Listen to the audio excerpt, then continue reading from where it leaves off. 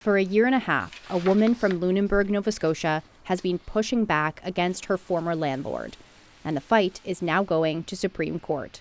She says he forced her out unfairly from a home that she loved. Well, the location of it was very private, where I said you can't really see it from the street, and it was surrounded by trees. It wasn't a fancy house, it was very modest.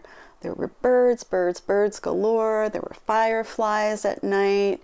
It was just an oasis. I was extremely happy in this place.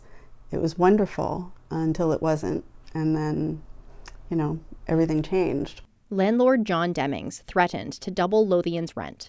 She pointed out this would be illegal.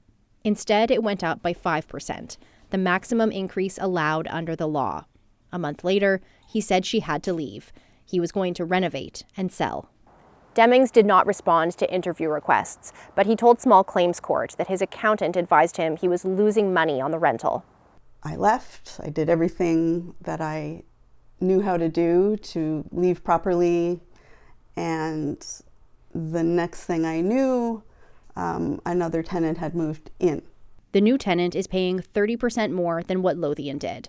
She says this is unjust. She took that complaint to a residential tenancies officer, who agreed with her.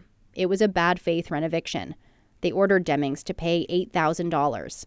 On appeal, a small claims adjudicator upheld that decision and admonished Demings for his concerning conduct.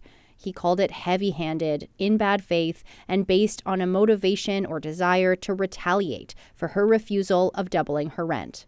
Lothian says she was briefly vindicated, but the story is not over. Demings has not yet paid and is now appealing again, taking the case to the Supreme Court of Nova Scotia, where Dalhousie Legal Aid says it could set an important precedent for all renovictions in the province. His lawyers submitted to the court that Lothian has no right to make a claim because her eviction was settled through mediation. Lothian says she can't afford a lawyer and will continue to represent herself as the case continues. Taryn Grant, CBC News, Halifax.